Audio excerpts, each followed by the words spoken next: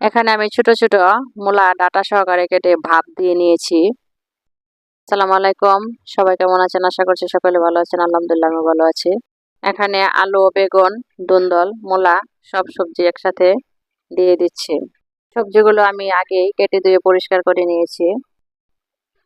বড় সাইজের একটা পেঁয়াজ, কাঁচামরিচ ফালি দিয়ে দিচ্ছি। এখানে আমি নদীর সালা মাছ দিয়ে দিব। এই মাছগুলিকে নাকি আবার খাইরন সুন্দরী মাছও বলা হয়।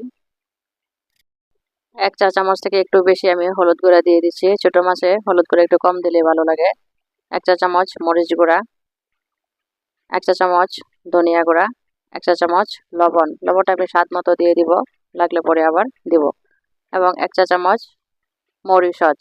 আমি মরিচ সসটা খাই, সেজন্য মরিচ সসটা দিয়ে দিচ্ছি এবং রান্নার তেল দিয়ে ভালোভাবে মাখিয়ে নিচ্ছি। সামান্য একটু পানি দিয়ে আমি ডেকে রান্না করছি।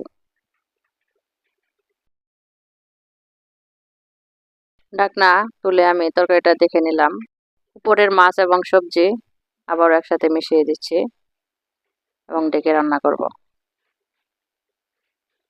আলু সিদ্ধ হয়ে এসেছে, আমি লবণ চেক করে নিচ্ছি। সামান্য একটু লবণ লাগবে মনে হয়েছে, সেজন্য একটু দিয়ে দিলাম।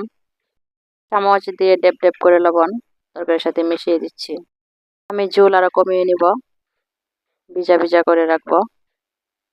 কড়াইটা এপাশ ওপাশ করে দিচ্ছি যাতে এক সাইডে পুড়ে না যায়।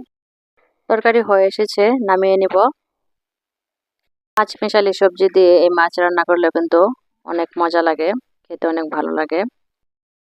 আমার রান্নাটি যদি আপনাদের ভালো লেগে থাকে, প্লিজ আমার চ্যানেলটি সাবস্ক্রাইব করবেন। সবাই ভালো থাকবেন, সুস্থ থাকবেন, নিরাপদে থাকবেন।